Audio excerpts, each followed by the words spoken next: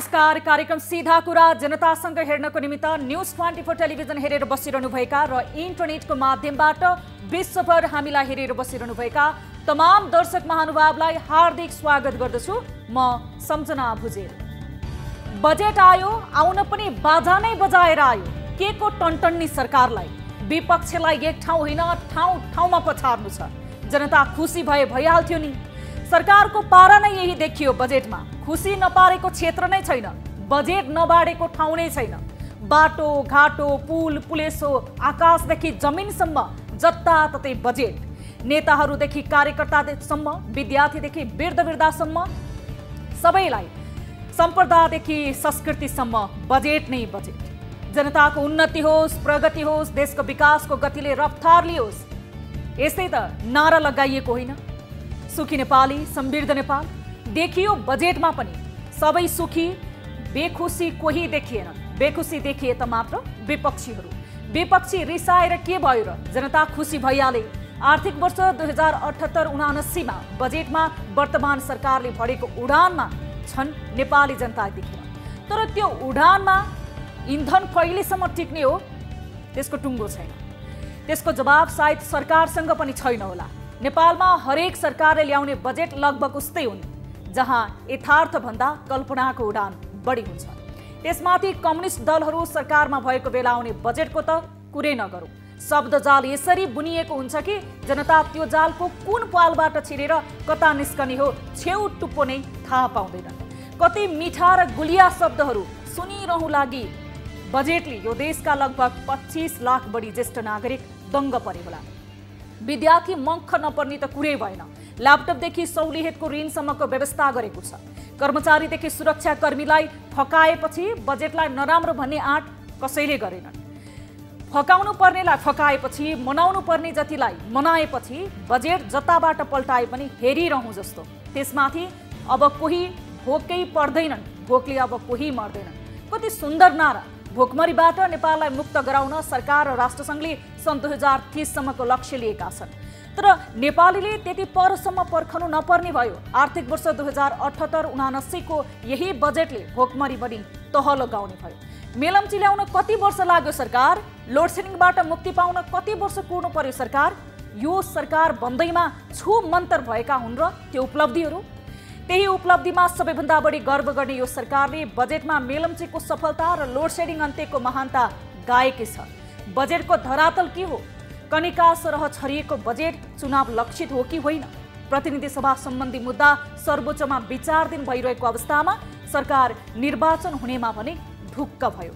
यदि प्रतिनिधि सभा पुनर्स्थापना भएर अर्को सरकार बन्यो भने यो लोकप्रिय बजेटको स्वामित्व कसले लिने? यदि निर्वाचनै भएन र अर्को सरकार बन्ने त्यो सरकारले यो बजेटलाई स्वीकार गर्ने या नगर्ने, धेरै उत्तरहरू बाँकी रहेका छन्। तर सरकारले आफू बाहेकहरूलाई अगाडि राखेर या कल्पना गरेर बजेट बनाउँदैन। सायद यसैको परिणत हो र विपक्षीहरू हात धोएर लागे बजेट विफल पार्नु। प्रत्येक नेपालीको टाउकोमा वैदेशिक ऋण 42,000 बढेर 52,000 पुगिसक्यो। मुलुकको भारमा 15 खर्ब पुगिसकेको छ। आयात घटेको छैन, तर कल्पना गरिन्छ आत्मनिर्भरताको। के छ त्यसका लागि तयारी? सरकारले सुनाउनु होइन, कार्यान्वयन गर्न बजेट ल्याएको दाबी गरेको छ। हुन त सरकारले दाबी गर्नु स्वाभाविक हो, तर गरेर देखाउनु कतिको सहज होला? तिनै जनताबाट उठाएको राजस्व रेमिटान्समा रमाएर तिनै जनतामाथि झुटको सपना बाँडियो सरकार। नेपाली जनताले खोजेको मात्र खान र बाँच्न पाउने अधिकारको ग्यारेन्टी हो। यो भन्दा बढी जनताको देशसँग खोजेको केही छैन। बजेट व्यवस्थित होस्, बजेटले विकास होस्, बजेटमाथि सबैको अपनत्व बढोस्, तर बजेट विकृति नहोस्। बजेटका कुरा यिनै हुन्। यिनै कुराको साथसाथै कोरोना घटेको छ, तर ढुक्क र निर्धक्क हुने अवस्था अझै रहेको छैन। त्यसैले स्वास्थ्य सम्बन्धी मापदण्ड अपनाऊ, कोरोनाबाट सुरक्षित रहौँ, अरूलाई पनि सुरक्षित रहन आग्रह गरौँ। आउनुहोस् यो सँगै सुरु गरौँ जनताको चासो, गुनासो र प्रश्न सहितको विशेष कार्यक्रम सीधा कुरा जनतासँग।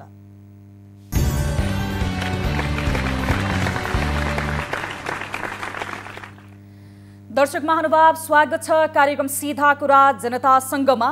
आजको कार्यक्रममा हामीले पछिल्लो समय देशभर स्वास्थ्य कर्मी माथि भएको दुर्व्यवहारको विषयलाई समावेश गरेका छौं र अहिले यो कोरोना भाइरसको महामारीको समयमा फ्रन्टलाइनमा खटिएर काम गर्ने स्वास्थ्य कर्मीहरूको मनोबल कस्तो रहेको छ यस विषयमा पनि कुराकानी गर्नेछौं भने ती स्वास्थ्य कर्मीहरू जो यति बेला अभाव, दबाव र तनावसँग काम गरिरहेका छन्, ती स्वास्थ्य कर्मीहरूको पछिल्लो समयमा अस्पतालमा हुने दुर्व्यवहारको विषयमा पनि आजको कार्यक्रममा हामीले विशेष रिपोर्टहरू समावेश गरेका छौं र आजको कार्यक्रम समग्र स्वास्थ्य कर्मी, अस्पतालहरूको अवस्था र स्वास्थ्य कर्मीमाथि हुने दुर्व्यवहारको विषयमा नै केन्द्रित रहनेछ र हामी सम्बन्धित निकायसँग कुराकानी गर्नेछौं र स्वास्थ्य कर्मीका प्रतिनिधिहरूसँग पनि यस विषयमा कुराकानी गर्नेछौं। कार्यक्रमको सुरुवात गरौं ताली र गालीबाट। यसअघि हामीले उठाएको विषय थियो कोरोनाको संक्रमण दर स्थिर देखिँदा काठमाडौँ उपत्यकामा कठोर निषेधाज्ञा लागू गर्नु न्यायोचित हो र भन्ने प्रश्नमा 68.61% अर्थात् 1471 जनाले तालीमा र 31.39% अर्थात् 673 जनाले गालीमा मत जाहेर गर्नुभएको छ। यो मतलाई आधार मान्दा निषेधाज्ञामा गरिएको कडाई स्वागत योग्य भएको भन्नेहरू नै बढी देखिएका छन्। यसको सन्देश अझै पनि स्वास्थ्य सतर्कता आवश्यक भएको बुझ्न सकिन्छ। आम दर्शक महानुभाव जसले ताली र गालीमा आफ्नो अमूल्य विचार प्रतिक्रिया गर्नुभएको थियो, उहाँहरूको विचार र प्रतिक्रियाको आधारमा अब ताली र गालीको लागि आजको विषय सरकारले ल्याएको बजेट चुनाव केन्द्रित भयो भने विपक्षी दलको आरोपमा सत्यता छ भनेले तालीमा र छैन भनेले गालीमा भोट गर्न सक्नुहुनेछ। हाम्रो पात्रोको एप्लिकेसन मार्फत भोटिङ सुरु हुन्छ अबबाट। आम जनसरोकारको विषय र सार्वजनिक महत्त्व राख्ने विषयमा हाम्रा दर्शक महानुभावले हाम्रो पात्रोको एप्लिकेसन मार्फत ताली र गालीमा तपाईको अमूल्य विचार र प्रतिक्रिया जनाउन सक्नुहुनेछ। यदि हाम्रो पात्रो एप्लिकेसन तपाईसँग छैन भने मोबाइलमा प्ले स्टोरमा गएर हाम्रो पात्रो एप्लिकेसन डाउनलोड गर्न सक्नुहुनेछ र ताली र गालीमा तपाईले आफ्नो मत जाहेर गर्न सक्नुहुनेछ। र दर्शक महानुभाव कुनै पनि समस्यामा पर्नु भएको छ भने कार्यक्रम अवधिभर तपाईले कार्यक्रम सीधा कुरा जनतासँगमा प्रत्यक्ष रूपमा आफ्नो सहभागिता जनाउन सक्नुहुनेछ। तपाईहरूको लागि हाम्रो हटलाइन सदा खुल्ला रहेको छ। कार्यक्रमको पहिलो विषयतर्फ यहाँहरूको ध्यान आकर्षण गराउन चाहन्छु दर्शक महानुभाव। कोरोना भाइरसले समग्र संसार गाँजेपछि विश्व समुदायको एउटै निष्कर्ष थियो कि स्वास्थ्य कर्मी भनेको भगवान रहेछन्।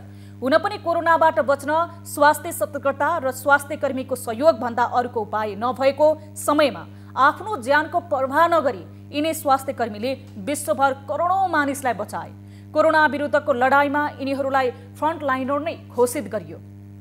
यही अवस्थामा नेपालमा पनि त्यो अवस्था कायम रहेको छ र अझै पनि छ। तर केही देशमा झैं नेपालमा पनि स्वास्थ्य कर्मीमाथि दुर्व्यवहारको श्रृङ्खला कोरोना कालमा पनि झनै बढ्यो। त्यो हो उनीहरूमाथि हुने निर्मम आक्रमण। गत बिहीबार नेपालगञ्ज स्थित भेरी अस्पतालमा चिकित्सक र नर्समाथि भएको आक्रमणपछि देश फेरि एकपटक त्यही घटनालाई लिएर तरङ्गित भएको छ। सीधा कुरा टिमले तयार पारेको यो रिपोर्ट हेरौं।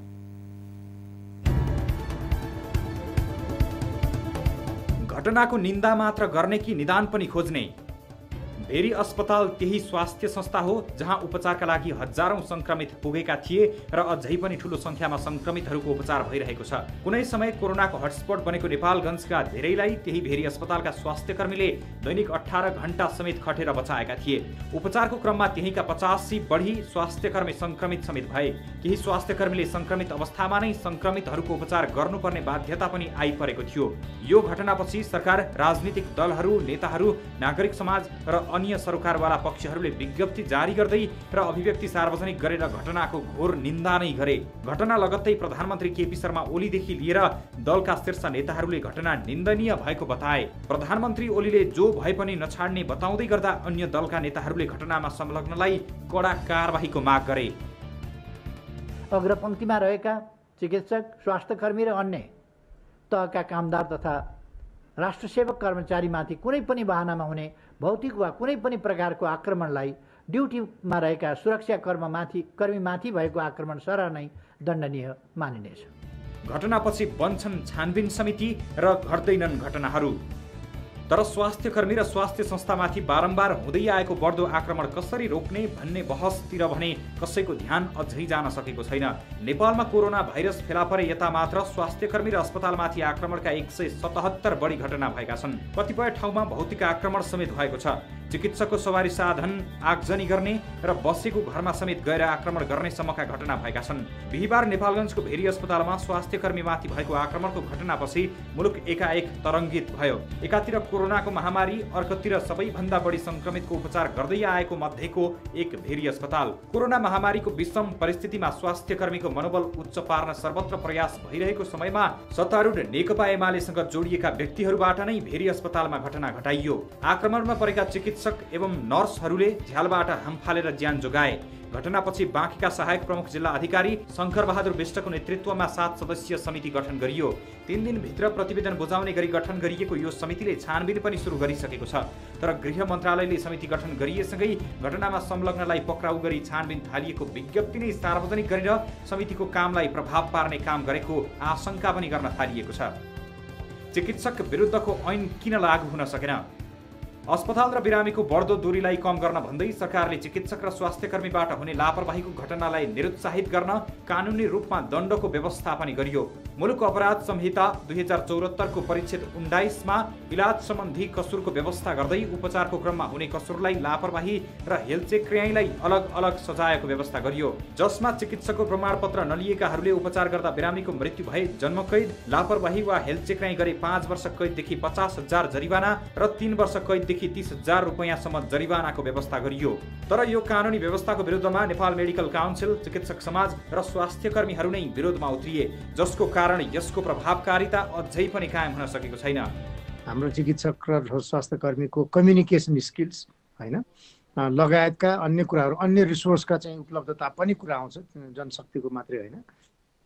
के भन्नुभयो, समग्रमा जनशक्तिको उपलब्धता, प्रविधिको उपलब्धता, कम्युनिकेसनको स्किल्स र जनताकै पनि सँग बुझ्ने र ठिकसँग रियाक्ट गर्ने एउटा माइन्डसेट, एउटा मनस्थिति, सबै कुरा हुँदाखेरि चाहिँ हामी कहाँ घटनाक्रमहरू कम हुने हुन्।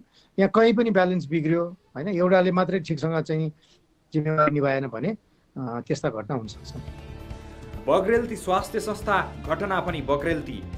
देशभर 125 सरकारी अस्पताल, निजी क्षेत्रबाट सञ्चालित 10 मेडिकल कलेज, 363 निजी अस्पताल, 2400 निजी क्लिनिक तथा डायग्नोस्टिक सेन्टर छन्। यी स्वास्थ्य संस्थाहरूमा भएका गतिविधिको लेखाजोखा राख्ने हो भने घटना नभएका दिन नै छैनन्, जसले गर्दा अस्पताल र बिरामीका आफन्त बीचको दूरी बढ्दो छ। सरकारको बढी जिम्मेवारी देखिए पनि राजनीतिक दलहरू र अन्य सरकारवाला पक्षहरू बीच यस्तो अवस्थाको अन्त्यप्रति गम्भीर बन्न आवश्यक छ। जेल विदाउट बेल भन्ने हामीले एउटा कानुन ल्याउनको लागि धेरै अनुरोध गर्यौं, तर सायद सरकारले पनि यही चाहेको होला कि यी स्वास्थ्य कर्मीहरू यी निरीह प्राणी हुन्, यिनीहरूलाई जे गरे पनि हुन्छ, आज कराउँछन् भोलि चुप लाग्छन् भनेर होला। सायद यो मर्म नबुझेर यो परम्परा बारम्बार भइराखेको छ। यसलाई हामीहरूले एउटा घृणित कार्यको उपमा भन्दा बाहेक अरू केही पनि दिन सक्दैनौँ। यो हुनुको मुख्य पछाडि नै जसले जे गरे पनि स्वास्थ्य कर्मीहरूमाथि जस्तो सुकै अपराध गरे पनि यहाँ बोल्नेवाला कोही पनि छैनन्। अस्पताल बिरामीको विश्वास र आशाको केन्द्र हो, तर हरेक दिन घट्ने घटनाले अस्पताल र बिरामी बीचको खाडल झनै गहिरिँदो छ। यो खाडल पूर्णका लागि सरकार र सरकारवाला निकाय थप जिम्मेवार बनेर पुलको काम गरिदिन ढिलाइ भइसकेको छ। दर्शक महानुभाव, यस विषयमा कुराकानी गर्न गइरहेका छौँ। यति बेला हामीसँग जनस्वास्थ्यविद डाक्टर बाबुराम मरासिनी टेलिफोन सम्पर्कमा जोडिनु भएको छ। हामी उहाँसँग कुराकानी गर्नेछौँ। डाक्टर साहब, स्वागत छ यहाँलाई कार्यक्रम सीधा कुरा जनतासँगमा। हस्, धन्यवाद, नमस्कार। अब यो अस्पताल र बिरामी बीच दूरी बढ्दो छ, उपचारमा हुने गरेको लापरवाहीलाई मुख्य कारण मानिँदैन, अथवा त्यही कारणले गर्दाखेरि बारम्बार स्वास्थ्य कर्मीहरूबाट उपचारमा लापरवाही भएको कि यो दूरी किन बढिरहेको छ डाक्टर साहब? अनि यसमा अब धेरै थरी कारणहरू छन्। के अरे अब त्यो चाहिँ नि त्यो सबै अब बताउन पनि गाह्रो होला। हजुर, अब पहिलो त अस्पतालहरूमा धेरै प्रकारको त्यो समस्याहरू छन्। अस्पतालमा जति बजेट चाहिने हो, जति स्टाफ चाहिने हो, त्यो चाहिँ अनि चाहिँ दिएको छैन। हेर्नु अब मैले देखेको अब थाइल्यान्डमा 1500 अस्पतालमा 3 जना मेडिकल अफिसर, एउटा चाहिँ डेन्टिस्ट हुन्छ। त्यहाँ चाहिँ 30 जना नर्सको दरबन्दी छ। अब हामी कहाँ हेऱ्यो भने 1500 अस्पतालमा अब 1 जना डाक्टर, कहिले 2 जना डाक्टर, कहिले 3 जना डाक्टरसम्म हुन्छ र 5 जना 6 जना मात्रै नर्स हुन्छ। उनीहरूले चाहिँ अनि चाहिँ धेरै कामहरू गर्नु पर्दाखेरि उनीहरू चाहिँ अब भनेको समयमा आउन नसक्ने होइन। अर्कोतिर बिरामी गम्भीर रूपमा बिरामी भइरहेको रहेछ, त्यसलाई चाहिँ अक्सिजन लगाउनु पर्ने, रिससिटेसन गर्नु, हेर्दा हेर्दै फेरि यता अर्को बिरामी त्यस्तो भयो भने चाहिँ त्यो 2टा बिरामी एउटा नर्सले गर्न नसक्ने, अतिरिक्त त्यहाँ चाहिँ अनि स्टाफहरू नभएको कारणहरू पनि छ। त्यसैले कहिलेकाहीँ तनावमा आउने गर्नुभएको छ बिरामीका मान्छेहरू। अहिले त के छ भने एउटा ग्याङ्गै खडा भएको छ कि अब देशमा अलिकति यो राजनीतिक अस्थिरता भएपछि विभिन्न तत्त्वहरूले टाउको उठाउँदो रहेछन्। अनि जसको अब चाहिँ अनि चाहिँ प्रशासनसँग, अनि प्रशासनमा पुलिसमा पनि अलिकति राजनीतिकरण अलि बढेर गयो। यो पुलिस प्रशासन राजनीतिक उसमा चाहिँ प्रभावमा पर्न थालेपछि धेरै विसङ्गतिहरू निक्लिन्छन्। त्यो विसङ्गति मात्रै निक्लेको कारण मात्रै यो अस्पतालमा पनि हो। यो एउटा चाहिँ उहाँहरूले अब चाहिँ अनि अब कुनै पार्टीको प्रति अनि चाहिँ यो सहानुभूति राखेर काम गर्न खोज्नुहुन्छ, त्यो पार्टीका मान्छेलाई चाहिँ अनि कुनै अब गम्भीर किसिमको त्यो अपराध गरे पनि कारबाही नगर्ने, फोन आएपछि उनीहरूलाई चाहिँ छोडिदिने, यस्तो यस्तो कामहरू गर्न थालेपछि त्यसको एक प्रकारको मारमा अस्पतालहरू पनि परेका छन्। त्यो पनि अर्कोतिर कारण हो। अब सामान्यतया अब मैले हेर्दाखेरि कुनै पनि डाक्टरले, नर्सले जाने यो चाहिँ बिरामी चाहिँ मरोस् भनेर आँखा चिम्लेर बसेर अनि चाहिँ त्यो गर्दैन। अब आफ्नोले गर्नुपर्ने प्रयासहरू त गरिरहेका हुन्छन्। त्यो बिरामीले अब त्यसलाई कसरी लिन्छन् भन्ने, बिरामीका कुरुवाहरूले, आफन्तहरूले कसरी लिन्छन् भन्ने पनि हेर्दाखेरि के छ भने हेर्नु, त्यो बिरामीका आफन्तहरूले भन्दा पनि त्यहाँ तेस्रो मान्छेले त्यहाँ चाहिँ हुलदङ्गा मचाउँछ। त्यो तेस्रो त्यो हुलदङ्गा मचाउने मान्छे अहिले चाहिँ यो यहाँ काठमाडौँमा त एउटा ग्याङै बनाएको थियो। हेर्नु, टिचिङ हस्पिटलमा अनि चाहिँ अनि केही भयो भने उसले चाहिँ अनि फोन गरिदिने, अनि चाहिँ 40औं जना मोटरसाइकल त्यहाँ गएर हुलदङ्गा गर्ने अनि तोडफोड गर्ने एउटा ग्रुपै बनाएको थियो। अहिले कोरोना पछि त्यो ग्रुप चाहिँ अलिकति थला परेको छ। त्यो चाहिँ अहिले त्यसले टाउको उठाउन सकेको छैन। यस्तो अब चाहिँ विविध कारणहरूले गर्दाखेरि यो चाहिँ अनि देखिएको हो, यो चाहिँ समस्या चाहिँ देखिएको। हजुर डाक्टर साहब, जस्तो अब तपाईँले बताइरहँदाखेरि अर्को एउटा गम्भीर प्रश्न के रहेको छ भने ठुलो अस्पतालहरूमा नै उपचारमा लापरवाही हुने गरेको छ, तर घटनामा मानवीय त्रुटि भन्दै ढाकछोप गर्ने प्रयास पनि भएका छन्। यो प्रवृत्तिले गर्दा नै चिकित्सा क्षेत्र र जनताको दूरी बढ्ने सम्भावना पनि देखिन्छ नि त। क्वालिटी अफ केयर भन्ने हुन्छ, हेर्नुहोस् हजुर, गुणस्तरीय स्वास्थ्य सेवा। यो गुणस्तरीय सेवा हुनुपर्छ भनेर यो अब मलाई लाग्छ हाम्रो अहिलेसम्म अब यो 2047 सालकोदेखि अहिलेसम्म आएको अलि 30 वर्ष भयो होला।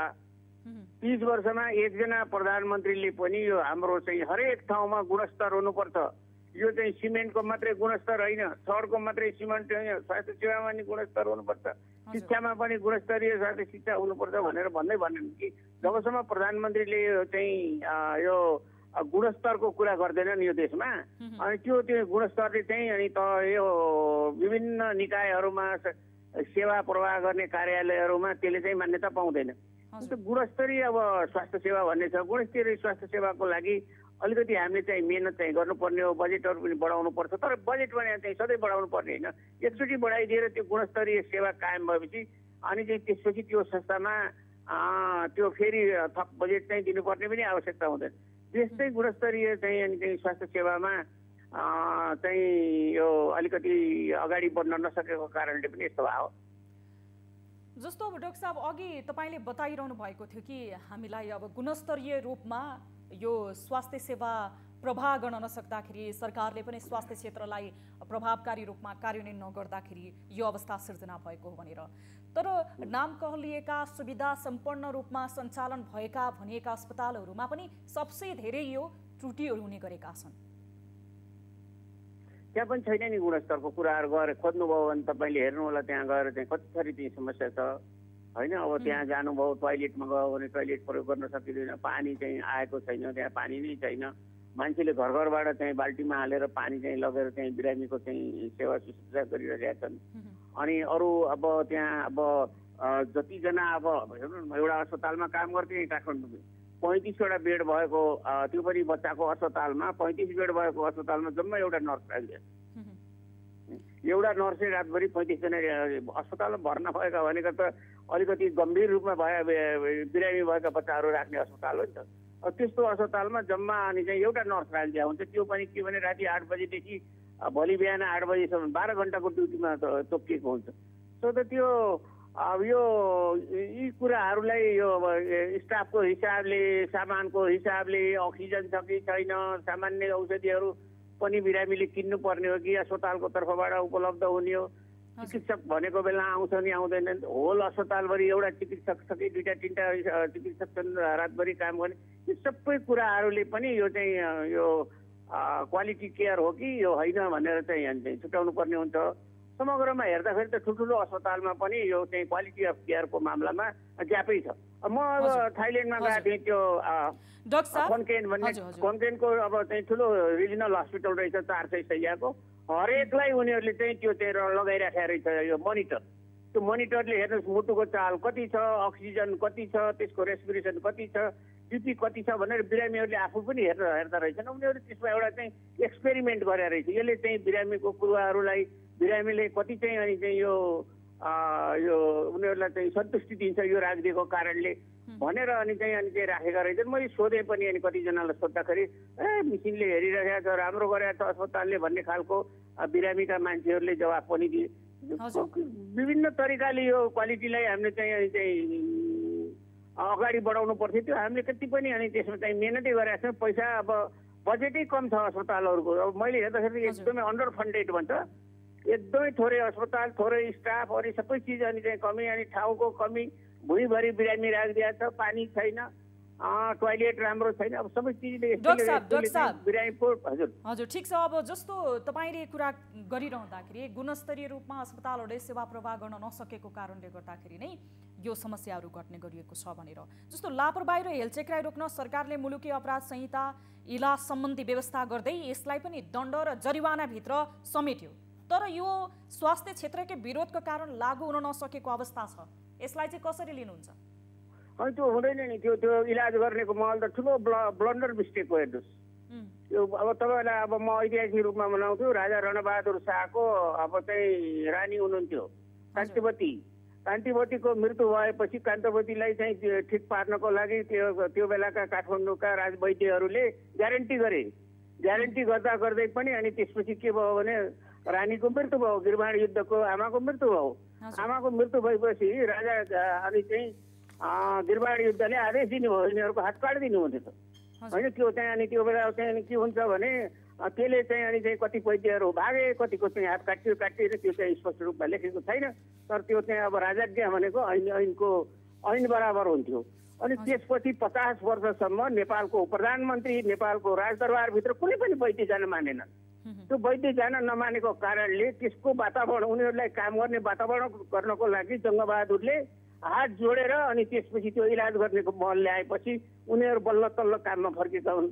त्यसलाई अब यो अब हावादारी किसिमले यो हाम्रो चाहिँ कानुन मन्त्रालयले त्यसलाई त्यो त एकदमै प्योर यो त्यो ऊ चाहिँ फौजदारी ऐन होइन नि त, त्यो त फौजदारी ऐन बनाइदिएर त्यसले चाहिँ खराब गर्यो। त्यस्तो खालको फौजदारी ऐन त अर्कै किसिमले चाहिँ हामीले बनाउनु पर्थ्यो।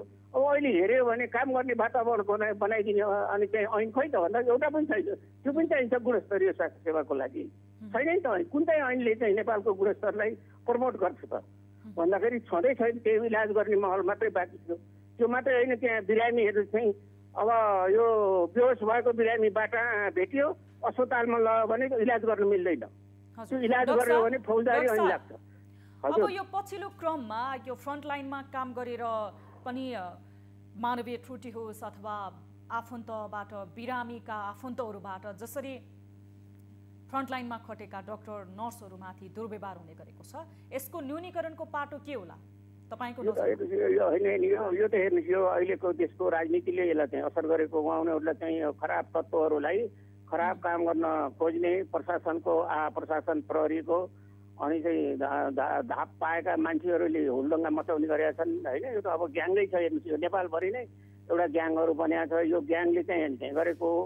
त्यसो भए हुनाले अब यो गर्नलाई त हेर्नुहोस्, यो प्रहरी प्रशासनले जिम्मा लिनुपर्छ। गृह सचिवले एउटा पनि चाहिँ आदेश दिए पुग्छ, हेर्नुहोस् चिठी पनि लेख्न पर्दैन त्यहाँ अस्पतालमा। अनि यो हुलदङ्गा गर्नेलाई च्यापचुप समातेर लगेर जेल हालिहाल्नु भनेर भनिदिने हो भने भनिदिने नै यो सबै चिज परिवर्तन हुन्छ। पहिला म त हेर्नुहोस् पञ्चायत कालमा जागिर पाएको मान्छे हो, जागिर खाएको मान्छे त्यही थियो। सिडिओले मानेन भने अन्तर्लाधिसले आदेश दिएर त्यसलाई पट्टा कसेर भित्र लगेर थुनिहाल्थ्यो कहीँ। अनि चाहिँ यो यसरी छिटो छिटो आज हप्तामा कतै पनि यसरी चाहिँ यो डाक्टर नर्सलाई पिट्ने यो गर्ने भन्ने त काम त हुँदैन थियो। त्यसो गर्दाखेरि अब यो त अलिकति चाहिँ यो देशको शान्ति सुरक्षामा अब यो खलबल पुगेको यो अलिकति अब यो चाहिँ अब देशको अवस्था अलिक गम्भीरतातिर जान लागेको भन्ने चाहिँ दर्शाउँछ है। अब यो चाहिँ हस्, समय र जानकारीको लागि धेरै धेरै धन्यवाद। हस्, नमस्कार। यति बेला हामीसँग जोडिनु भएको थियो जनस्वास्थ्यविद डाक्टर बाबुराम मरासिनी। यति बेला पछिल्लो समय फ्रन्टलाइनमा खटिएर काम गर्ने जुन स्वास्थ्य कर्मीहरूमाथि मानवीय दुर्व्यवहार हुने गरेको छ, यस विषयमा कानुनले नै जुन सरकारले नै कानुन बनाउन नसकेको र अस्पतालहरू गुणस्तरीय रूपमा सञ्चालन नभएको कारणले यो अवस्था सिर्जना भएको भनेर हामीलाई बताउँदै हुनुहुन्थ्यो। अब लागौँ अर्को विषयतर्फ। विश्व स्वास्थ्य संगठन WHO भन्छ 1000 जनसङ्ख्या बराबर कम्तीमा एक डाक्टर हुनुपर्छ। त्यस्तै एकजना डाक्टरले एक दिनमा 30 जनाभन्दा बढी बिरामी हेर्न उपयुक्त हुँदैन। WHO ले यस्तै मापदण्ड नर्सहरूमा पनि बनाउँदै 20 जना बिरामी हेर्न 4 जना स्टाफ नर्स चाहिने उल्लेख गरेको छ। तर दुर्भाग्य नेपालको यो अवस्था कल्पनाभन्दा परको विषय हो। काठमाडौँ उपत्यकाभित्रै एकजना डाक्टरले कम्तीमा 150 जनासम्म बिरामी हेर्दै आएका छन्। मुसफलको हालत के होला अझ? यस्तै नेपालमा एकजना नर्सले हरेक दिन 60 बढी बिरामी हेर्नु परेको छ। WHO ले बनाएको मापदण्ड त पर जाओस्, नेपाल मेडिकल काउन्सिलले बनाएको मापदण्ड समेत लागू हुन सकेको छैन नेपालको स्वास्थ्य क्षेत्रमा। त्यसमाथि कोरोनाको यो महामारीमा डाक्टर र नर्सहरूले तोकिएको 8 घण्टाको मापदण्डमाथि गएर दैनिक सरदर 18 घण्टासम्म उपचारमा खटिएका छन्।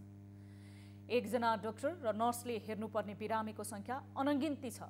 यही तनावले पनि न डाक्टरले न त नर्सहरूले नै विवेक पुर्याए र संवेदना पुर्याएर बिरामीको उपचारमा ध्यान पुर्याउने वातावरण छ। जहाँ तनाव र अभाव बढी हुन्छ त्यहाँ मानवीय संवेदना गुम्दा त्यहाँ सोच्नुपर्ने ठाउँ पनि धेरै छन्। सरकार र उसका निकायले डाक्टर र नर्सको भोगिरहनु परेको यो तनाव कम गरिदिन मात्र पनि अस्पताल र बिरामी एवं उसका आफन्त बीचको तनाव कम हुन सक्ने देखिन्छ। यो रिपोर्ट हेरौँ।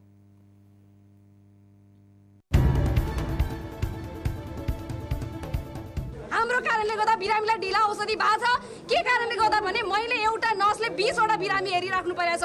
त्यतातिर ध्यान आकर्षण हुनुपर्छ। राज्यको गल्ती होइन, यो सबको गल्ती हो। यसमा नर्सिङ पेसेन्ट रेसियोलाई नबुझेर तपाईहरु 100 वटा बिरामी हेर्न 2टा नर्स पठाउनुहुन्छ अनि पिटाइ हामीले फेरि पनि खान्छौँ। घरि खान्छौँ। जबसम्म नर्सिङ पेसेन्ट रेसियो मिल्दैन तबसम्म हामीले बिरामीलाई खान्छौँ। सदिच्छाको यो आक्रोश र स्वास्थ्य कर्मीको पीडा। यो आक्रोश तनावको उपज नै हो। बिहिबार भेरी अस्पतालमा आक्रमणमा परेपछि सदिच्छाले देशभरका स्वास्थ्य कर्मीको अवस्था र पीडाको प्रतिनिधित्व गरिन्। हुन पनि कोरोना महामारीमा चिकित्सकको हालत के छ त्यो जाग जाहेर छ। तर त्यही अवस्था बिर्सेर भएको घटनाले सबैलाई स्तब्ध तुल्यायो। नेपाल मेडिकल काउन्सिलको प्रावधान बिरामीको हितमा नै छ। काउन्सिलको प्रावधान अनुरूप डाक्टरले एकजना बिरामीलाई हरेक दिन कम्तीमा 20 देखि 30 मिनटको समय दिनुपर्छ। नेपालमा डाक्टरको संख्यालाई तुलना गरेर हेर्ने हो भने एउटा डाक्टरले एकजना बिरामीलाई 8 घण्टाको ड्युटीमा 5 मिनटको समय दिन पनि कठिन छ। विश्व स्वास्थ्य संगठनको मापदण्ड अनुसार दिनमा चाहिँ एकजना चिकित्सकले बढीमा चाहिँ भने 20 देखि 25 जनासम्म चाहिँ हेर्न सक्ने र गर्न सक्ने भन्ने कुरा आउँछ भने गुणस्तरीयताको लागि र अरूको लागि। तर नेपालमा चाहिँ एकजना चिकित्सक चाहिँ अस्पतालमा बस्यो भने अब 200-300 सम्म चाहिँ बिरामीलाई चाहिँ भने हेर्नुपर्ने छ, जसले गर्दा न समय चाहिँ भने यथेष्ट दिन पाएको छ, न चाहिँ भने गुणस्तरीय सेवा दिन पाएको छ। त्यसकारणले गर्दा नेपालको लागि चाहिँ चिकित्सकहरूले चाहिँ दिन सक्ने चाहिँ जुन गुणस्तरता सेवामा चाहिँ धेरै भन्नाले कम्प्रोमाइज भइरहेछ। कम डाक्टर तर हेर्नुपर्ने बिरामी बढी। नेपालमा हाल 1500 सरकारी सहित जम्मा 4800 डाक्टर कार्यरत रहेका छन्, अर्थात् एक डाक्टरको भरमा 6950 जनता पर्छन्। देशभर 1650 चिकित्सकको दरबन्दी छ, तर सरकारी सेवामा अहिले 1400 मात्रै सेवारत छन्। स्वास्थ्य तथा जनसङ्ख्या मन्त्रालयका अनुसार विशेषज्ञ चिकित्सकको सङ्ख्या जम्मा 500 छ। झन्डै 900 को सङ्ख्यामा मेडिकल अधिकृत छन्। कार्यक्षेत्रमा रिक्रुट गरेर जबमा राखेर काम लगाउने ठाउँमा अहिले पनि धेरै जसो ठाउँमा नर्स र पेसेन्टको रेसियो, एकजना नर्सले कतिजना बिरामी हेर्ने भन्ने एउटा अन्तर्राष्ट्रिय मापदण्ड विभिन्न वार्ड, आइसियु, एसडियुको लेभल हेरिकन हुन्छ। त्यसमा पनि हाम्रो रेसियो कम छ र त्यसैले थोरै नर्सले अलि धेरै बिरामी हेर्नुपर्ने स्थिति आउँछ, जसले गर्दा उनीहरूलाई दुःख हुन्छ। एक दुई कोसिस गर्दा गर्दै पनि कहिलेकाहीँ 100% टाइममा उपलब्ध हुन नसक्ने स्थिति आउन सक्छ र धेरै कहिलेकाहीँ चाहिँ उपचारमा चाहिँ बेसिकली कठिनाइ हुने या कहिलेकाहीँ छुट्न पनि सक्ने। नर्सहरूको पीडा पनि उस्तै। यता नर्सहरूको अवस्था झनै नाजुक छ। विभेदपूर्ण व्यवहारको शिकार बन्दै आइरहेका नर्सहरूमाथि समाज अझै पनि उदार बन्न सकेको छैन। न त घर परिवारको व्यवहार नै उनीहरूमाथि सन्तोषजनक छ। विश्व स्वास्थ्य सङ्गठन WHO ले 20 जना बिरामी हेर्न 4 जना स्टाफ नर्स चाहिने मापदण्ड तय गरेको छ। तर नेपालमा एकजना नर्सले कम्तीमा 60 जनासम्म र त्योभन्दा बढी बिरामीहरूको उपचारमा खटिनुपर्ने बाध्यता छ।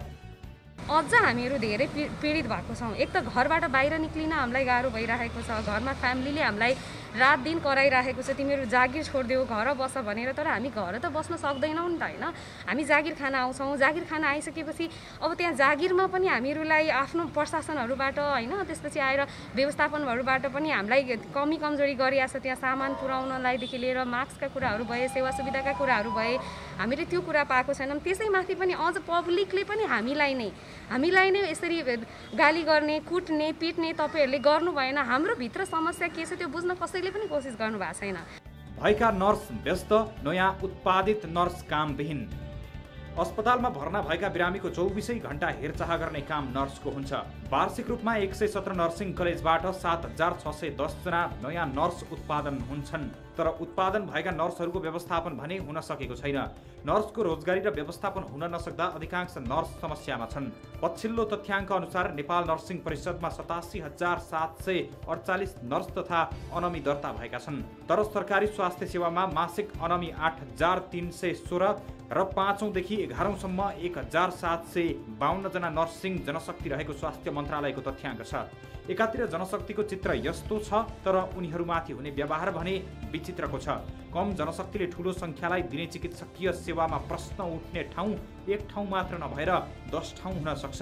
त्यसैले पनि सरकारले अस्पताल र जनताको माग अनुरूप डाक्टर तथा नर्सको उपस्थिति गराउन अनिवार्य भइसकेको छ।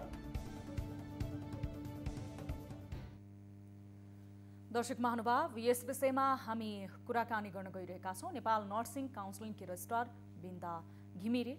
उहाँ यति बेला हामीसँग प्रत्यक्ष फाइबर मार्फत जोडिनु भएको छ। बिन्दाज्यू, स्वागत छ यहाँलाई कार्यक्रम सीधा कुरा जनतासँगमा। नमस्ते, धन्यवाद। अब समग्र रूपमा यति बेला नेपालमा नर्सहरूको अवस्था कस्तो छ र यो महामारीमा ती नर्सहरूले कसरी काम गरिरहेका छन्? अघि पनि त हजुरहरूको रिपोर्टबाट पनि कति कुराहरू त्यहाँ छर्लङ्ग भएको छ। त्यसमा चाहिँ अब नेपालमा हेऱ्यो भने हजुरहरूको रिपोर्टले 87,000 भन्नुभएको छ, तर होइन, 97,243 जना नर्सहरू हुनुहुन्छ हाम्रोमा, नर्स र अनमी गरेर अहिलेसम्म टोटल। त्यसको साथसाथै हामीसँग मिडवाइफलीहरू पनि 14 जना हुनुहुन्छ। यो कुरा पनि अब प्रश्न पार्न चाहेँ। र त्यस पछाडि अब अहिलेको अवस्था के छ भन्ने कुरा त कति त हजुरहरूको त्यो चिनबाट पनि झल्किएको छ। अहिले चाहिँ नर्सहरूको चाहिँ अब देशमा चाहिँ कोभिडको टाइममा चाहिँ नर्सहरू अग्रपङ्क्तिमा बसेर काम गर्ने हुनाले उहाँहरूको चाहिँ भूमिका एकदमै महत्त्वपूर्ण छ। किनभने 24 घण्टा उहाँहरू चाहिँ खट्नुपर्ने हुन्छ। अरू स्वास्थ्य कर्मीहरू 24 घण्टा त्यसरी खटेको हुँदैन, तर नर्सहरूले चाहिँ 24 घण्टा खट्नुपर्ने हुन्छ। र त्यसको कम्पेरिटिभमा अब उहाँहरूको चाहिँ बिरामीको स्याहार गर्नुको साथसाथै भिजिटरहरूसँग पनि उहाँहरूको त्यतिकै इन्टरेक्सन गर्नुपर्ने हुन्छ। अरू हेल्थ पर्सनलसँग पनि उहाँहरूको त्यतिकै इन्टरेक्सन गर्नुपर्ने हुन्छ।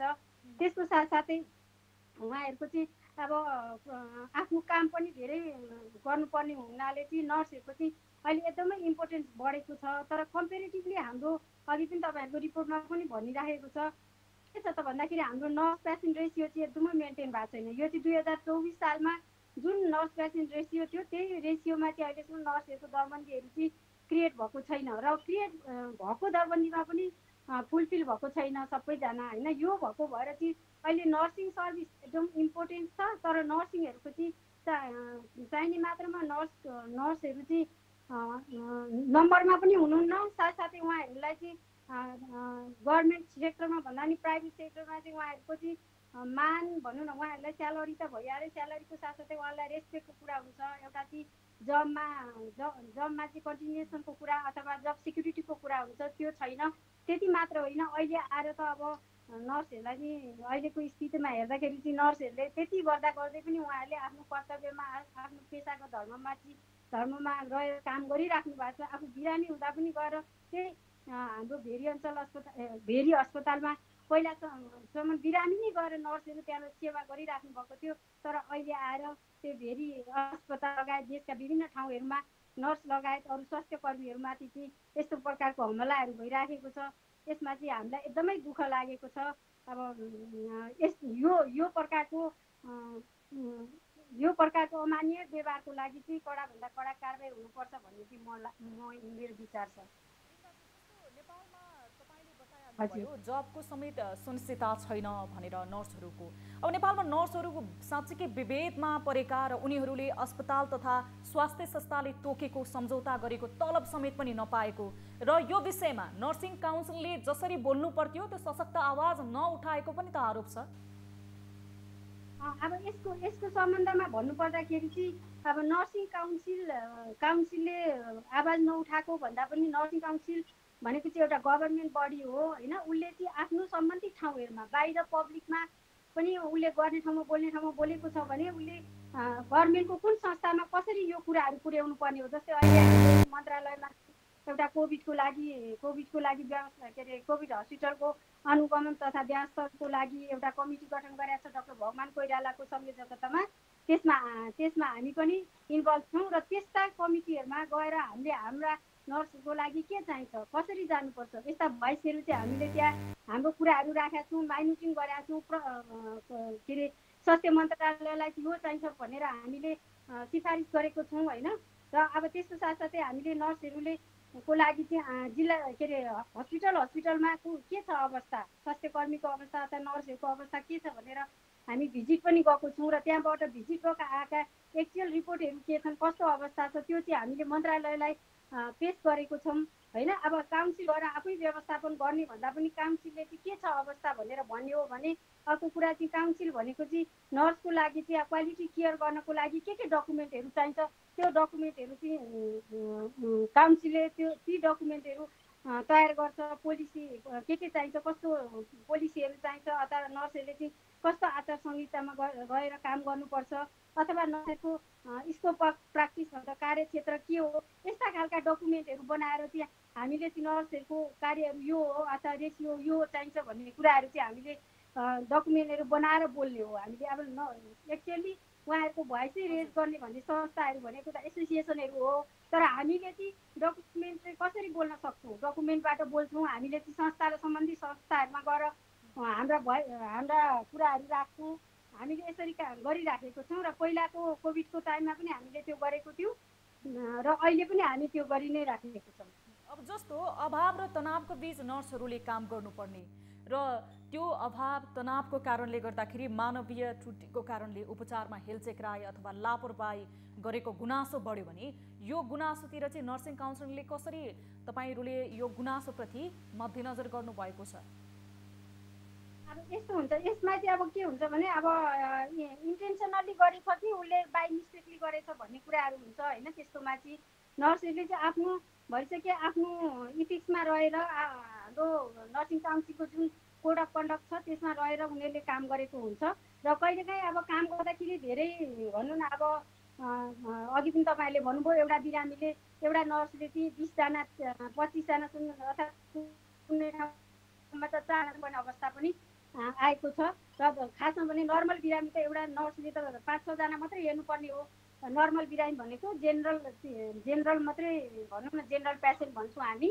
तर आइसियुमा त एउटा नर्स बराबर 1 जनै हुनुपर्छ, इमर्जेन्सीमा एउटा नर्स बराबर 1 जना।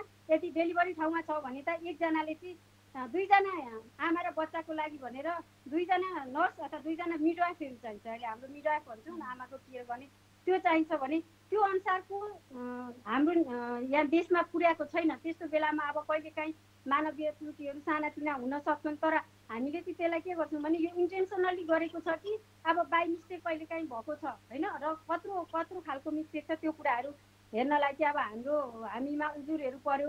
त्यस्तो पर्यो भने काउन्सिलले चाहिँ त्यो हाम्रो डिसिप्लिनरी कमिटी छ त्यसको थ्रोबाट चाहिँ त्यसलाई हामीले कसरी के गर्ने त्यो छानबिनहरू गर्छौँ। अब नर्सहरूले निरन्तर समस्या भोग्दै आइरहेका छन् र त्यही समस्याको कारणले तनाव, दबाव र अभावकै कारणले गर्दाखेरि मानवीय त्रुटिहरू पनि भइरहेका छन्। र यो समस्याहरूलाई बढ्वा नदिनको लागि अथवा यो समस्याहरूलाई न्यूनीकरण गर्नको लागि चाहिँ सरकारले कुनै त्यस्तो वैकल्पिक व्यवस्थापन गर्न खोजेको छ अथवा कुनै व्यवस्था गर्नलाई आश्वासन दिएको छ नर्सहरूको समस्या समाधान गर्नको लागि? अब यो अहिले यो हाम्रो कोभिड व्यवस्थापनको नयाँ यो अध्यादेशमा त सम्बन्धित स्वास्थ्य संस्थाहरूलाई चाहिँ आफूलाई स्वास्थ्य कर्मीहरू कति चाहिन्छ उनीहरूले आफै पनि रिक्रुट गर्न सक्नेछन्, अथवा स्थानीय गभर्मेन्टले पनि आफूले चाहियो भने त्यो राख्न सक्ने छ होइन। यो अधिकारहरू त दिएकै छ अहिले पनि। तर अब यो गभर्मेन्ट क्षेत्रलाई यो लागू भइरहेछ भने प्राइभेट क्षेत्रले चाहिँ यो सबै कुराहरूलाई लागू गरिराखेको पनि छैन। त्यसले गर्दा नर्सहरूको जुन एट्र्याक्सन चाहिँ प्राइभेट क्षेत्रमा एकदम कम भइरहेछ।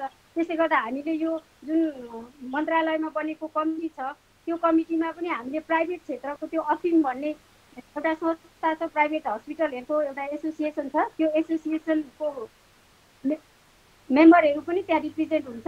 उहाँहरूलाई चाहिँ हामीले नर्सहरूलाई चाहिँ प्राइभेट सेक्टरमा पनि उहाँहरूको प्राविधिकहरूको हुनुपर्ने स्यालेरी कति हो त्यो लेभलको स्यालेरी चाहिँ चाहिन्छ भनेर हामीले उहाँहरूलाई त्यो कुरा उठाएको छौँ र त्यो माइन्टेन गरेर पनि गरेको छौँ। र अर्को कुरा गभर्मेन्टले पनि यो सिचुएसनमा चाहिँ अब जति गभर्मेन्टको जस्तै क्वार्टरको व्यवस्था अथवा आइसोलेसनको व्यवस्था गरेको छ अथवा खानाको व्यवस्था गरेको छ भने त्यो खालको व्यवस्था चाहिँ प्राइभेटलाई पनि गरिदिनुपर्छ। यदि प्राइभेटले चाहिँ स्यालेरी दियो भने पनि अरू फेसिलिटी गभर्मेन्ट साइडबाट त्यो प्रोभाइड हुनुपर्छ भनेर हामीले त्यहाँ माइन्टेनमा गराएको छौँ होइन। अब त्यो कार्यान्वयन गर्ने कुरा आउँछ र त्यसै गरेर अब अरू कुराहरू पनि नर्सहरूको लागि चाहिँ जस्तै अब प्रमोसनको कुराहरू आउँछ, त्यस्तै गरेर उहाँहरूलाई चाहिँ इन्सेन्टिभको कुराहरू आउँछ। यो कुरामा अब गभर्मेन्टले अहिले चाहिँ अब 50% दिने अब कति ठाउँमा 100% भन्ने कुराहरू चाहिँ अहिले पास पनि गरेको छ। सायद कति ठाउँमा यो लागू भयो होला, कति ठाउँमा लागू हुँदै होला मलाई लाग्छ। समय र जानकारीको लागि धेरै धेरै धन्यवाद।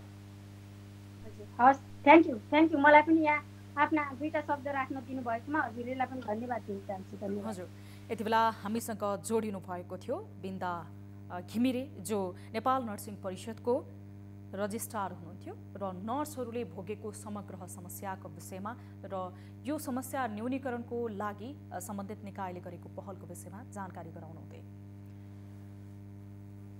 दर्शक महानुभाव, कार्यक्रम सीधा कुरा जनतासँगमा एकैछिन छोटो ब्रेक हेर्दै रहनुहोला न्युज 24 टेलिभिजन।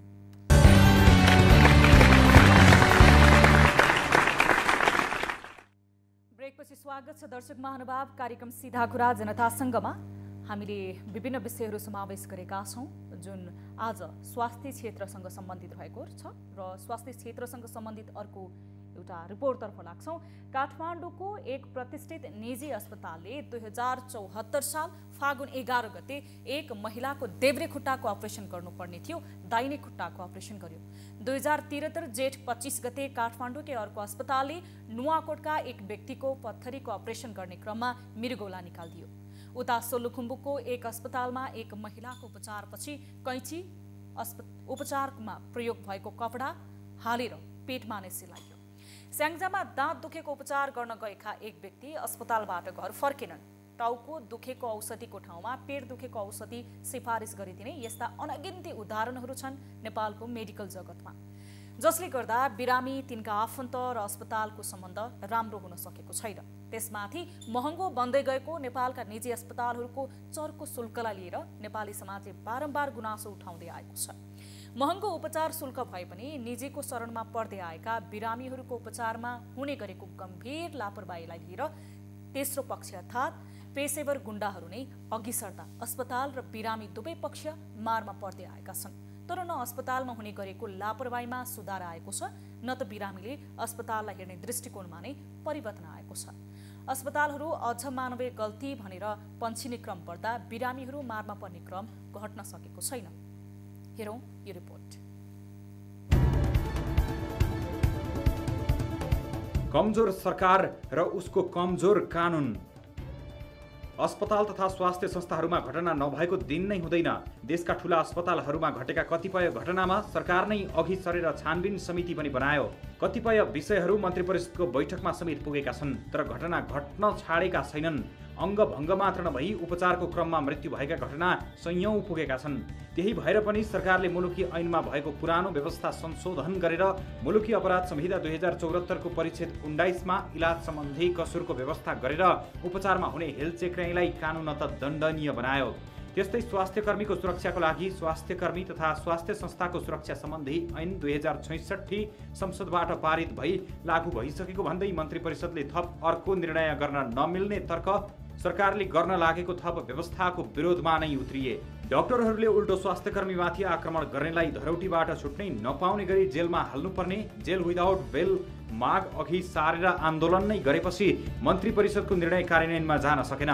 सरकारले चिकित्सकको चरम लापरवाहीले बिरामीको मृत्यु तथा अङ्गभङ्ग भएमा घटनाको स्वतन्त्र अनुसन्धान, पेशागत बीमा र क्षतिपूर्ति लगायतका आवश्यक विषयलाई व्यवस्थित गर्न स्वास्थ्य मन्त्रालयलाई निर्देशन दिएको थियो।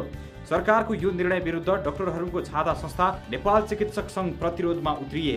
यसलाई डाक्टर सिद्ध्याउने खेल भन्दै 72 घण्टामा फिर्ता नगरे आन्दोलन गर्ने चेतावनी दिएपछि सरकारले गर्न खोजेको व्यवस्था त्यसै धर्मरायो। अस्पताल बिरामीको बीचमा पेशेवर गुण्डाहरूको उपस्थिति। यस्तै कारण अस्पतालहरूमा हुने गरेको घटना रोकिएका छैनन्, बरु बढ्दो छन्। बिरामी मर्न नछोडेको र अङ्गभङ्ग नै हुने क्रम नरोकिएपछि अस्पतालहरूमा तोडफोड पनि बढ्दो छ। त्यसमाथि उपचारमा हुने विवादमा पेशेवर एवं व्यावसायिक गुण्डाहरूको उपस्थितिले यस क्षेत्रमा निरन्तर अराजकताले राज गर्न थालेको छ। तर यो अवस्था नहटाए अस्पताल र बिरामीको सम्बन्धमा सुधार आउने सम्भावना देखिन्न र यसको दोष सिधै राज्यमाथि जाने निश्चित छ। अस्पतालहरूलाई नाफामूलक भन्दा पनि सेवामूलक संस्थाको रूपमा हेर्ने मान्यता अझै पनि नेपाली समाजमा स्थापित छ। यसै कारण पनि अस्पताल पनि उत्तिकै संवेदनशील बन्न र बिरामी पनि जिम्मेवार देखिन उत्तिकै आवश्यक छ। दर्शक महानुभाव, सुविधा सम्पन्न रूपमा आम मानिसहरूलाई स्वास्थ्य सेवा प्रदान गर्न भनेर खोलेका प्राइभेट अस्पतालहरूमा विभिन्न मानवीय हेलचेक्राइको कारणले, लापरवाहीको कारणले बिरामीको मृत्यु हुने क्रम पनि घट्न सकेको छैन भने यति बेला स्वास्थ्य कर्मीहरू अभाव, दबाव र तनावले काम गरिरहँदाखेरि स्वास्थ्य कर्मीप्रति मानवीय रूपमा बिरामीका आफन्तहरूले गर्ने दुर्व्यवहार पनि घट्न सकिरहेको छैन। र त्यो दबावमा रहँदाखेरि, अभावमा रहँदाखेरि र तनावमा रहँदाखेरि जनस्वास्थ्यमा काम गर्ने हामीसँग जनशक्तिको कमीले गर्दा र प्राविधिक कुराहरूको कमीले गर्दाखेरि पनि यति बेला विभिन्न घटनाहरू घट्ने गरेका छन् र देशमा स्वास्थ्य सेवामा उपलब्धतालाई हेर्ने हो भने न्यून अवस्था रहेको छ र यही न्यून स्वास्थ्य सेवाको आधारमा विभिन्न उपचारहरू सम्भव रहेको छ। तर विश्व स्वास्थ्य सङ्गठनले र नेपाल मेडिकल काउन्सिलले गरेको कुनै पनि मापदण्ड नेपालको स्वास्थ्य क्षेत्रमा पुरा भएको पाइँदैन। जुन जति अनुमानमा अथवा जति चाहिने थियो आवश्यकता अनुसार जनशक्ति नहुनु र भौतिक संरचना लगायतका प्राविधिक कुराहरूको कारणको अभावले गर्दाखेरि पनि बिरामीको मृत्यु हुनु र स्वास्थ्य उपचारमा खटिएका डाक्टर र नर्समाथि बिरामीका आफन्तहरूले आक्रमण गर्ने यो घटनामा न्यूनीकरण आउन सकिरहेको छैन। यसतर्फ सरकारले समयमा ध्यान दियो र सम्बन्धित निकायले आफ्नो जिम्मेवारी वहन गरे भने सम्भवतः यो समस्या केही भयो भने न्यूनीकरण हुन्थ्यो कि भन्ने अपेक्षा आम मानिसले गरेका छन्।